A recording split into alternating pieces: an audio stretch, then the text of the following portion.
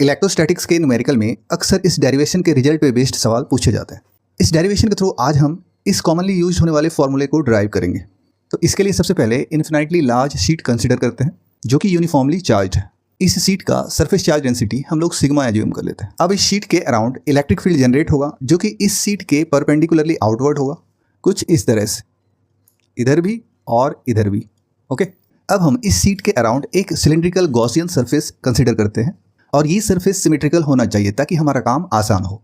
Okay, अब यहाँ अगर हम गौर से देखें तो इस प्लेन शीट का ये सर्कुलर पोर्शन इस गॉसियन सरफेस के भीतर है जिसमें कि कुछ चार्ज है। इस चार्ज को अपन dq एज्यूम कर लेते हैं। क्योंकि ये छोटा एरिया है तो इसके एरिया को हम लोग dA एज्यूम कर लेते हैं। अब इससे भी अगर हम देखें तो इलेक्ट्रिक फील्ड लाइन आउटवर्ड पास हो रही होगी कुछ इस तरह से। क्योंकि हमने गॉसियन सरफेस सिमेट्रिकल एज्यूम किया है तो इस छोटे से पोर्शन का एरिया अगर dA है तो इसका एरिया भी dA होगा और इसका भी एरिया dA होगा। अब ये सारा डिटेल कलेक्ट करने के बाद हम इस पे गॉस लॉ अप्लाई करते हैं। तो according to Gauss law total flux is equals to charge enclosed upon epsilon naught होता है, या फिर हम इसे ऐसे लिख सकते हैं EA cos theta that is equals to Q enclosed upon epsilon naught. अब यहाँ देखने से हमें पता चल रहा है कि इलेक्ट्रिक फील्ड और एरिया और इन दोनों के बीच का एंगल जो कि थीटा है वो कलेक्ट करना होगा। अब अगर हम इस गॉसियन सरफेस को देखें तो यहाँ हमें 3 सरफेस दिखाई दे रहा है। ये मान लेते हैं पहला, और ये सर्कुलर फेस दूसरा, और एक सिलेंडर का ये कर्व सरफेस जो कि घुमा हुआ है, इसे थर्ड सरफेस एज्यूम कर लेते हैं। अब हमें इन तीनों सरफेसेस पे एरिया वेक्टर देखना होगा। जब पहले सरफेस पे चलते हैं तो यहाँ एरिया वेक्टर का डायरेक्शन परपेंडिकुलरली आउटवर्ड होगा, यानी यहाँ से हम कह सकते हैं कि इलेक्ट्रिक फील्ड और एरिया वेक्टर का डायरेक्शन सेम है। तो यहाँ से थीटा इक्वल्स टू 0 डिग्री मिलने वाला है जो कि हम यहाँ यूज करने वाले हैं। इसी तरह दूसरे सरफेस पे एरिया वेक्टर का डायरेक्शन अगेन परपेंडिकुलरली आउटवर्ड होगा, तो यहाँ भी हमें थीटा इक्वल्स टू 0 डिग्री मिल जाएगा। अब इस कर्व पोर्शन को अगर हम देखें तो यहाँ एरिया वेक्टर परपेंडिकुलरली आउटवर्ड होगा, तो कर्व पोर्शन पे कहीं भी जाके एक छोटा सा एरिया लेके उस पर परपेंडिकुलरली आउटवर्ड हम डिनोट कर सकते हैं। इसी तरह एक और रीजन में ये काम कर सकते हैं जैसे नीचे, क्योंकि 2 डायमेंशनल फिगर है इसलिए सब डायरेक्शन में दिखाया नहीं जा सकता। तो यहाँ हम देख पा रहे हैं एरिया वेक्टर इलेक्ट्रिक फील्ड के साथ 90 डिग्री का एंगल बना रहा है, तो यहाँ थीटा हमारा 90 डिग्री हो जाएगा।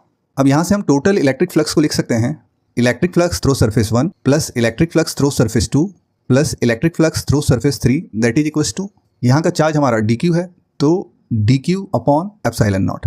अब सरफेस 1 के लिए अगर हम इलेक्ट्रिक फ्लक्स का फॉर्मूला अप्लाई करते हैं तो वो होगा इलेक्ट्रिक फील्ड इनटू एरिया, तो इसका एरिया भी dA ही होगा, dA cos थीटा। अब थीटा यहाँ हमारा 0 डिग्री है तो cos 0 डिग्री। 2 के लिए लिखें तो अगेन इलेक्ट्रिक फील्ड E, इसका भी सरफेस एरिया dA है तो dA।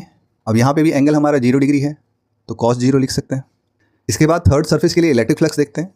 तो इस कर्व सरफेस पे इलेक्ट्रिक फील्ड और एरिया वेक्टर के बीच का एंगल 90 डिग्री है और cos 90 0 होता है, तो इससे बाकी टर्म मल्टीप्लाई होने के बाद 0 हो जाएगा, तो यहाँ 0 प्लेस कर लेते हैं। Is equals to dq upon epsilon naught. इसे अगर हम सॉल्व करें तो E dA हो जाएगा क्योंकि cos 0 का वैल्यू 1 होता है, प्लस सिमिलरली इस केस में भी E dA हो जाएगा क्योंकि यहाँ भी हमें cos 0 डिग्री मिल रहा है, that is equals to dq upon epsilon naught. इन दोनों को ऐड करें तो 2E dA हो जाएगा, that is equals to dq upon epsilon naught. अब यहाँ पे हमारा सरफेस चार्ज डेंसिटी जो कि सिग्मा है that is equals to charge upon area होता है।